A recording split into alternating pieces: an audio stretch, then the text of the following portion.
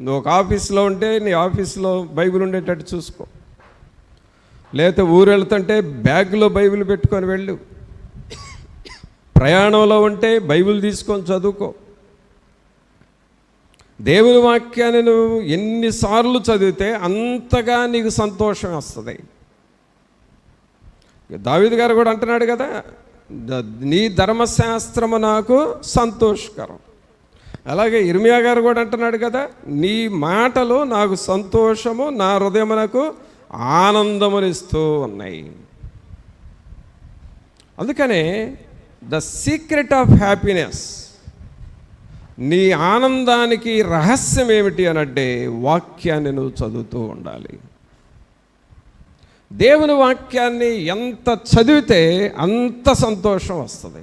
నీకు అసలు ఏమీ లేకపోయినా సరే, డబ్బు లేకపోయినా, మనుషులు లేకపోయినా, నువ్వు అనుకున్నది ఏది నీ దగ్గరకు లేకపోయినా వాక్యాన్ని చదువుతూ ఉంటే నీకు అదే సంతోషము. అందుకనే భక్తులైన వారు వాళ్ళు చెప్పేది ఏమిటంటే, యెహోవాను బట్టి నేను సంతోషించెదను, యెహోవాను బట్టి నేను ఆనందించెదను. కావున నీవు సంతోషంగా ఉండాలంటే ఏం చదవాలి చెప్పండి? అందరూ ఏం చదవాలి? దేవుని వాక్యాన్ని చదవాలి. నువ్వు ఏమి చెప్పుకోవాలంటే, నాకు సంతోషం రావాలి అనంటే దేవుని వాక్యాన్ని చదవాలి. నేను వాక్యం చదువుకుంటే నాకు సంతోషం, నీవు వాక్యం చదువుకుంటే నీకు సంతోషం. కాబట్టి ఆనందం నీకు ఎలా వస్తుందంటే దేవుని వాక్యాన్ని ధ్యానము చేస్తూ ఉండాలి. ఆమేన్. తర్వాత అంటే దేవుని వాక్యాన్ని ధ్యానము చేయటం ద్వారా నీకు సంతోషం వస్తుంది. తర్వాత ఆనందం నీకు ఇంకా ఎలా వస్తుంది అని అంటే, దేవుని వాక్యంలో చూడండి, హెబ్రీయులకు రాసిన పత్రిక 11వ అధ్యాయము, హెబ్రీయులకు రాసిన పత్రిక 11వ అధ్యాయము 3వ వచనం చూడండి. 3వ వచనం, ప్రపంచములు దేవుని వాక్యము వలన నిర్మాణమైనవనియు, అందును బట్టి దృశ్యమైనది కనబడేడు పదార్థములచే నిర్మింపబడలేదనియు విశ్వాసము చేత గ్రహించుకొనుచున్నాము. ఇక్కడ చూడండి, ఈ వాక్యము ఇంకొంచెం చాలా డెప్త్లో ఉంది. మరలా నేను చదివి కొంచెం మీకు ఎక్స్ప్లెయిన్ చేస్తాను. 3వ వచనం, ప్రపంచములు దేవుని వాక్యము వలన నిర్మాణమైనవి. ఈ మాట అందరూ చెప్పండి, ప్రపంచములు దేవుని వాక్యము వలన నిర్మాణమైనవి. అంటే అర్థం ఏంటి? ఈ ప్రపంచంలో నువ్వు ఏది చూసినా అది దేవుని వాక్యము వలన, అనగా దేవుని మాట వలన నిర్మాణమైనవి. ప్రపంచంలో మనం ఏమేమి చూస్తున్నాం? కొండలు చూస్తాం. చాలామంది కొండలు, హిమాలయ పర్వతాలు, కొండలు, అలాగే కొండలు ఎక్కడుంటే అక్కడ ప్రక్కన లోయలు ఉంటాయి. కొండలు ఉన్న చోట లోయలు కూడా ఉంటాయి.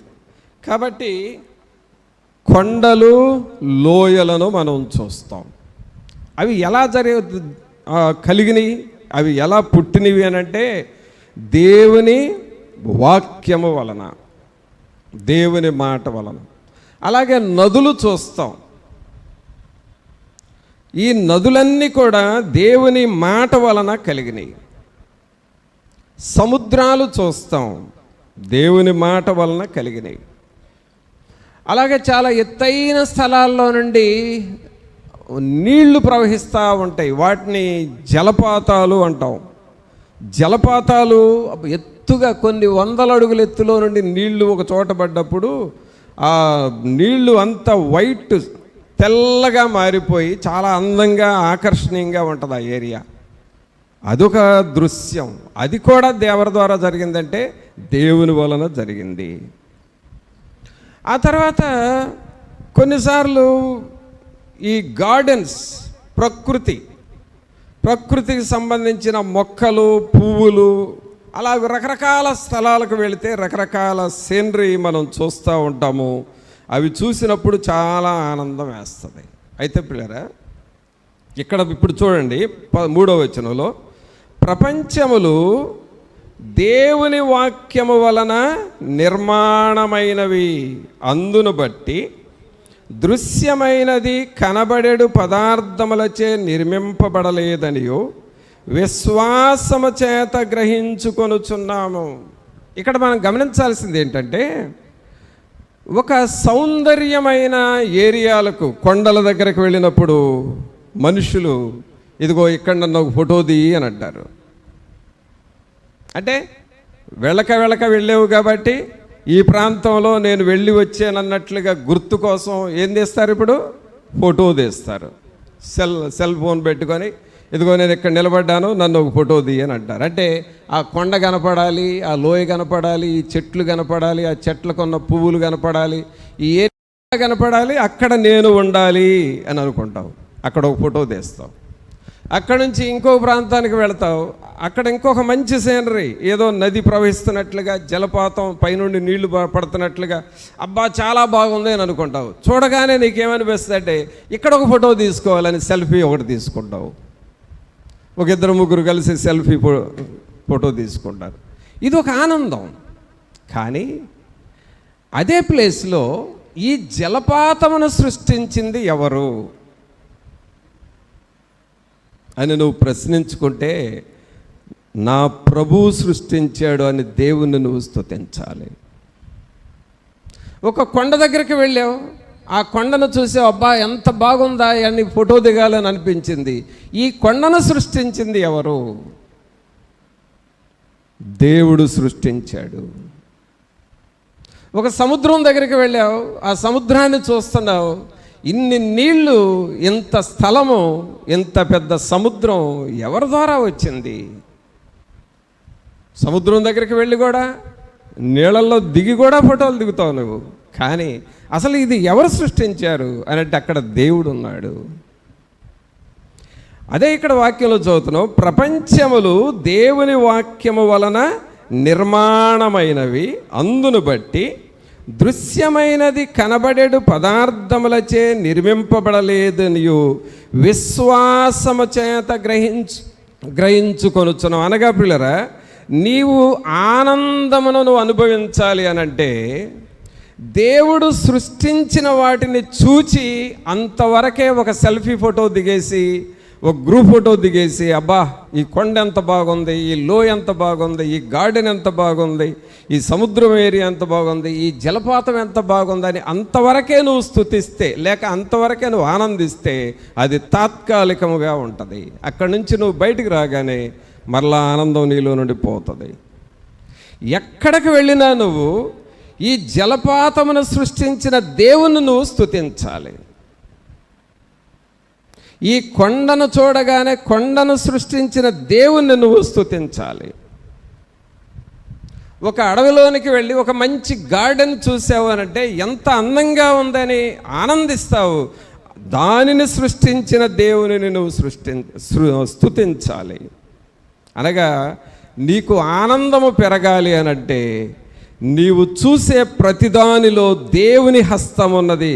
నీవెంత గొప్ప దేవుడు ప్రభువా, నీ వలనే ప్రపంచములు నిర్మించబడి ఉన్నాయి, నీ వలనే కొండలు నిర్మించబడి ఉన్నాయి, నీ వలనే లోయలు అడవులు నిర్మించబడి ఉన్నవి, నీ వలన వాతావరణము నిర్మించబడి ఉంది, నీ వలన సమస్తము జరుగుతుందని సృష్టిని చూసిన ప్రతి సమయంలో సృష్టికర్తను ఎప్పుడైతే నువ్వు స్తుతిస్తూ ఉంటావో నీలోనికి ఆనందము వస్తుంది. అంటే దేవుణ్ణి జ్ఞాపకం చేసుకున్నావు కాబట్టి ఆ దేవుణ్ణి తలంచుకోవడంతోనే దేవుడు నీకు ఆనందాన్ని ఇస్తాడు. చాలామంది వాళ్ళు ఆ సీనరీ చూసి చాలా బాగుంది అని ఒక ఫోటో దిగేసి వచ్చేస్తారు. కానీ దేవుని బిడ్డగా నీవు దీనిని సృష్టించిన నా దేవుడు గొప్పవాడు. ఎక్కడికి వెళ్ళినా నీకు నీ ప్రభువు గుర్తు రావాలి, ప్రభువు గుర్తు రావాలి. ఇప్పుడు మనకి ఇక్కడ ఈ టేబుల్ ఉంది అని అంటే ఏదో వాక్యం చెప్పుకోవడం కోసం ఒక బలిపీఠం లాగా ఉండాలి అని ఈ టేబుల్ మన ముందు ఏర్పాటు చేస్తున్నాం. కానీ దీనిని తయారు చేసిన వ్యక్తి ఉన్నాడు కదా, ఒక వ్యక్తి. అలాగే మనం సృష్టిని చూసినప్పుడు దీనిని తయారు చేసిన దేవుడు ఉన్నాడు అని సృష్టికర్తను ఎప్పుడైతే జ్ఞాపకం చేసుకుంటావో నీకు ఆనందం పెరుగుతూ ఉంటుంది. నేటి దినాల్లో నదులు చూస్తున్నాం, ఎక్కడ చూసినా నీళ్లు నిండుగా ఉన్నాయి. ఆ నీళ్లను పంపిన దేవుణ్ణి నువ్వు జ్ఞాపకం చేసుకుంటే దేవుడు నీకు గుర్తొస్తాడు. కావున పిల్లరా, ఆనందము ఎలా వస్తుంది అనగా దేవుని వాక్యాన్ని ధ్యానము చేయటం ద్వారా, దేవుని వాక్యాన్ని చదవటం ద్వారా నీకు తెలియని ఆనందం నీలో ఉంటుంది.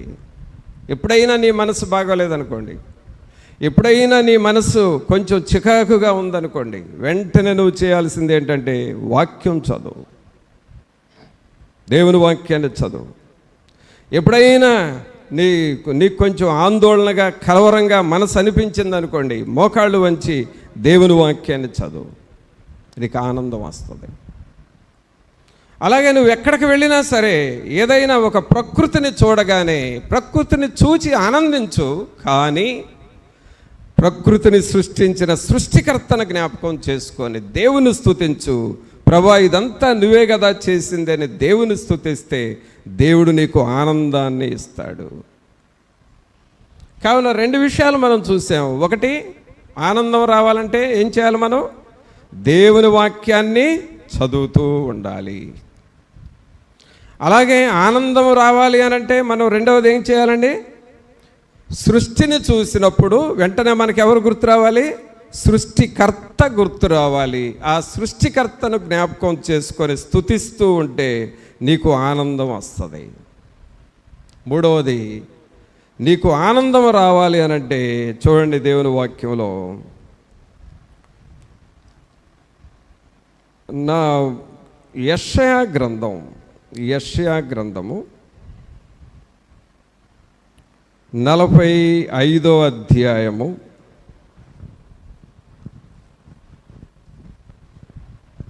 45వ అధ్యాయము 22వ వచనం చదవండి. 22వ వచనం. బూదిగంతముల నివాసులారా, నా వైపు చూచి రక్షణ పొందుడి. దేవుడను నేనే, మరి ఏ దేవుడునూ లేడు. ప్రియులారా, గమనించండి, నీవు ఆనందంగా ఉండాలి అనంటే రక్షణ పొందాలి. ఖచ్చితంగా మారు మనసు పొందాలి. రక్షణ పొందకపోతే నీకు ఆనందం రాదు. మారు మనసు పొందకపోతే ఆ వ్యక్తిలో సైతాను ప్రభావం ఉంటుందండి. సాతానుడి యొక్క ప్రభావం ఉంటుంది.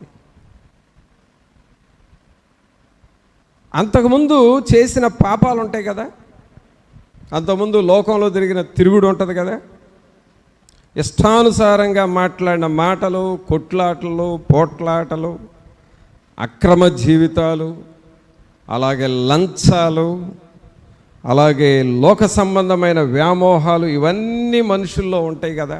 ఇవన్నీ నీలో ఉన్నంత కాలము నీ మీద తెలియకుండా సాతానుడు ప్రభావం ఉంటుంది. దుష్టుడు నీ మీద పనిచేస్తూ ఉంటాడు, నీ కుటుంబం మీద పనిచేస్తాడు. అదే రూపంలో పనిచేస్తాడంటే నీ ఇంట్లో సమాధానం ఉండదు. 4 రోజులు నీ ఇంట్లో బాగున్నావంటే తర్వాత రోజు ఏదో ఒకటి గొడవ అవుతుంది ఇంట్లో. అంటే సాతానుడు పనిచేస్తున్నాడు.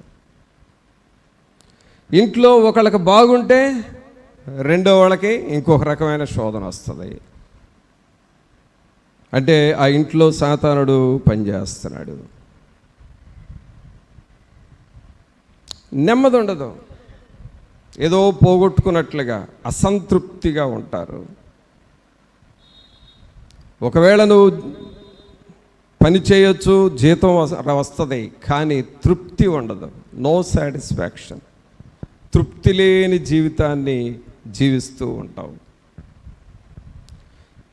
కొన్ని సమయాల్లో నువ్వు పడుకుంటావు, కానీ నీకు నిద్ర పట్టదు. ఎప్పుడో తెల్లవారుజామున 3 గంటలకి 4 గంటలకు కొంచెం నిద్ర వస్తుంది. ఈ లోపు అంతా కొట్టుకులాడుతూ ఉంటావు, అటు ఇటు ఆ బెడ్ మీద తిరుగుతూ ఉంటావు, ఏదేదో గుర్తొస్తూ ఉంటుంది.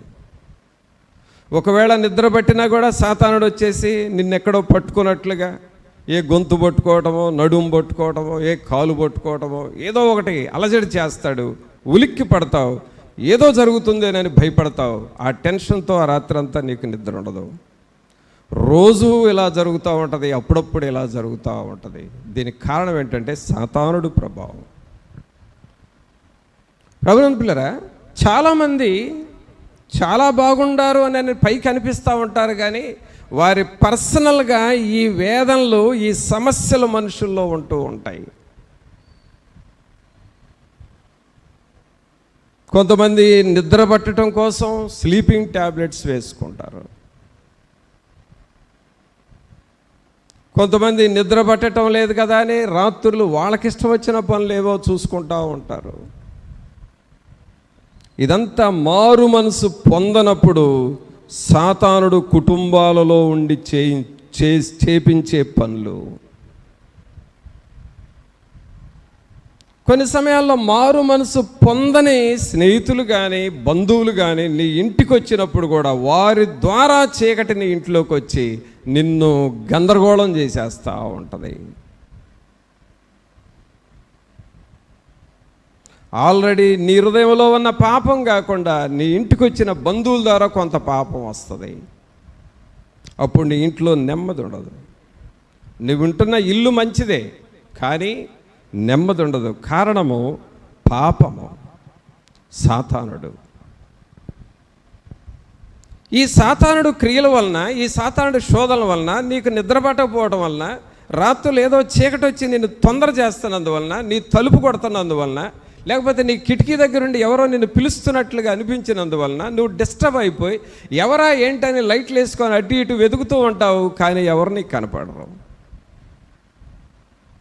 నెమ్మది లేని పరిస్థితి. కారణము సాతానుడు యొక్క ప్రభావం. దీనివలన నీకు సంతోషం ఉండదు, దీనివలన నీకు నెమ్మది ఉండదు.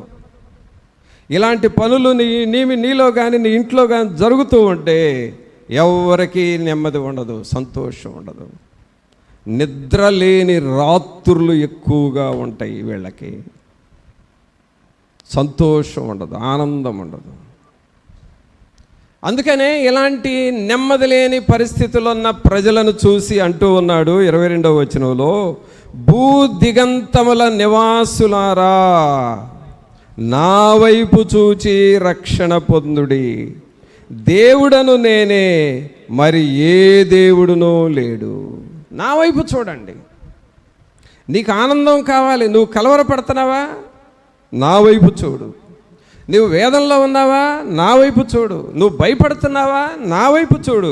నువ్వు కలవరపడిన అవసరం లేదు, నా వైపు చూడు. నేను నీకు ఆనందాన్ని ఇస్తాను, నేను నీకు ఆరోగ్యాన్ని ఇస్తాను. అందుకనే నా వైపు చూచి రక్షణ పొందుడి. దేవుడను నేనే, మరి ఏ దేవుడునో లేడు. అంటే అర్థం ఏంటి అనంటే, నీవు దేవుని వైపు చూచినప్పుడు నీ లోపలున్న పాపాలు బయటికి వెళ్ళిపోతాయి. ఆమేన్. మన లోపలున్న పాపాలు ఏమైపోతాయి అన్నప్పుడు, ప్రభువా నువ్వు నా హృదయంలోనికి రండి. మనం పాట పాడతాం కదా, నాదు హృదయపు ద్వారము తెరచెదెను, నాదు హృదయపు ద్వారము తెరచెదెను, యేసు పాపపు రోగికి నీవే గతి, యేసు పాపపు రోగికి నీవే గతి. అంటే పాపం అనేది నిన్ను రోగాన పడేస్తుంది. ఈ పాపపు రోగికి ఎవరు కావాలంటే రక్షకుడు కావాలి. అందుకనే నువ్వు రక్షణ పొందాలి. రక్షణ పొందటం ద్వారా ఏం జరుగుతుంది అని అంటే 12వ అధ్యాయం చూడండి. యెషయా గ్రంథంలోనే 12వ అధ్యాయము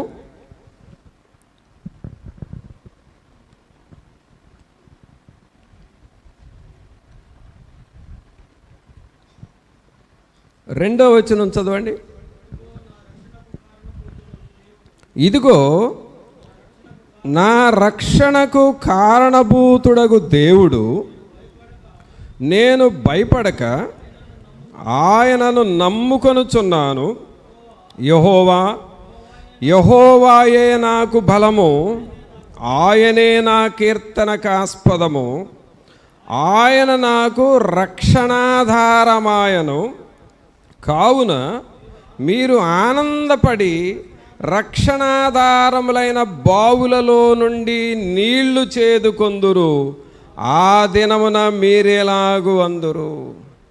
ప్రభునందు ప్రియులారా, గమనించండి, రక్షణ అనేది ప్రతి ఒక్కరికి అవసరం అండి. ఒకవేళ మీరు రక్షణ పొందకుండా ఉన్నట్లయితే, రక్షణ పొందాలి ప్రభువా, నాకు సహాయము చేయమని నువ్వు అడగాలి. రక్షణ పొంది తీరాల్సిందే. లేదు నేను రక్షణ పొందకుండా ఇలాగే కాలం గడుపుతాను అని అనుకుంటే లైఫ్ చాలా నష్టపోతుంది, పరలోకము నీకు దొరకదు. అందుకనే నువ్వు ఖచ్చితంగా రక్షణ పొందాలి. నేడు అనుబడు సమయం ఉండగానే ప్రతి ఒక్కరు రక్షణ పొందాలి. ఈ రక్షణ పొందుతూ ఉన్నప్పుడు ఏమవుతుందంటే లోపల ఉన్న పాపాలన్నీ బయటికి వెళ్ళిపోతాయి.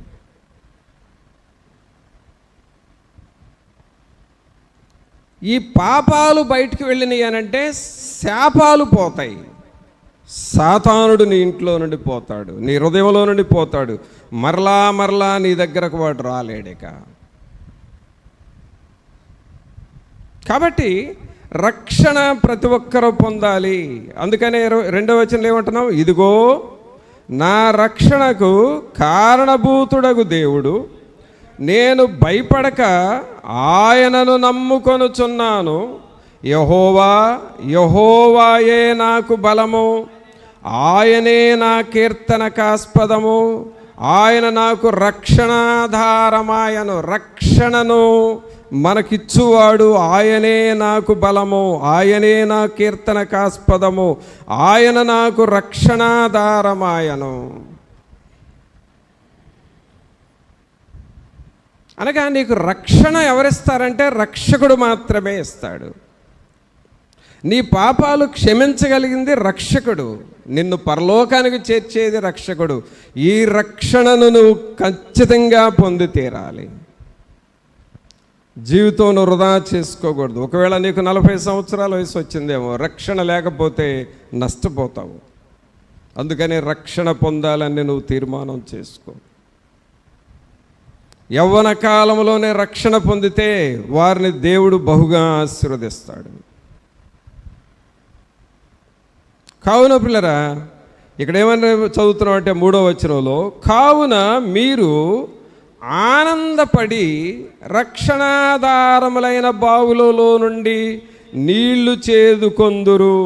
అంటే ఇక్కడ చూడండి, రక్షణ పొందుతున్నావంటే నీలోనికి ఆనందం వస్తుంది. దీన్నే రక్షణానందము, ద హ్యాపీనెస్ ఆఫ్ సాల్వేషన్, రక్షణ ఆనందము. నీవు ఇక్కడ రక్షణ పొందుతున్నావంటే నీ కుటుంబం అంతటికీ సంతోషం. నీవు ఇక్కడ రక్షణ పొందుతున్నావంటే పరలోకములో దేవదూతలు సంతోషపడతా ఉంటారు. కాబట్టి రక్షణ పొందుట ద్వారా నీకు ఆనందం వస్తుంది. మరి రక్షణ పొందుతూ ఉన్నావా? రక్షణ పొందకపోతే నువ్వు ఒకవేళ ఆనందంగా ఉండొచ్చు, అది తాత్కాలికం. ఎప్పటికప్పుడే కాసేపు సంతోషంగా ఉంటావు, కొంచెంసేపు నిరుత్సాహపడతావు, కొంచెంసేపు చాలా బాగుందని అంటావు, కొంచెంసేపు డల్ అయిపోతూ ఉంటావు, ఏదో పోగొట్టుకున్నట్టుగా నిస్సారంగా అయిపోతావు.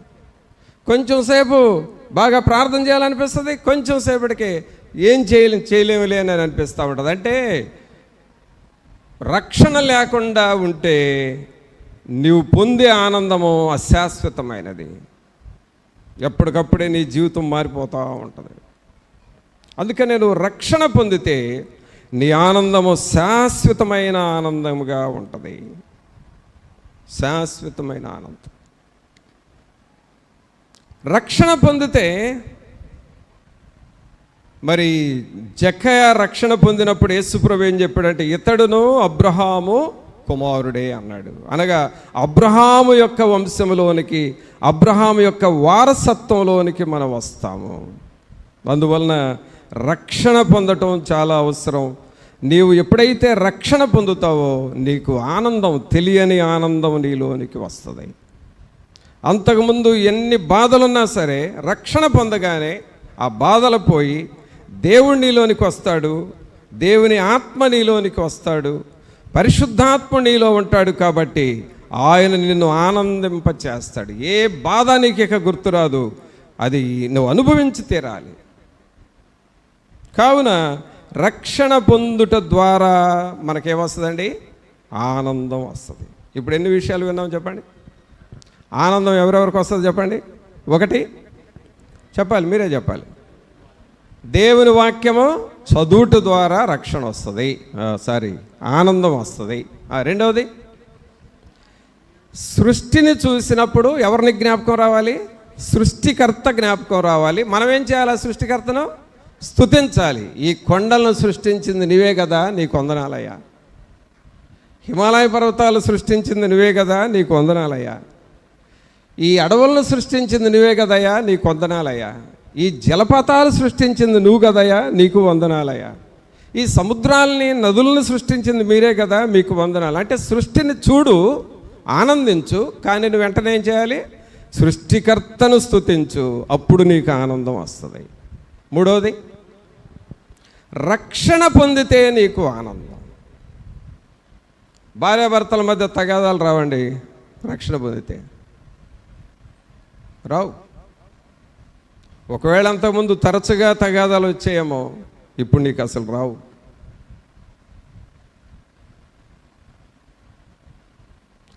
రక్షణలోనికి ఒక వ్యక్తిని నేను నడిపిస్తున్నప్పుడు, రక్షణలోనికి అంటే తను చాలా శాపకరమైన జీవితంలో ఉన్నాడు. అలాగే సాతాను శక్తులు పట్టేసినాయి, కృంగిపోయినాయి, అతన్ని మెడబట్టేసినాయి, నిన్ను చంపేస్తాం, నిన్ను తీసుకెళ్ళిపోతాం అని అంటున్నాయి. భయపడిపోతా ఉన్నాడు, కలవరపడిపోతున్నాడు.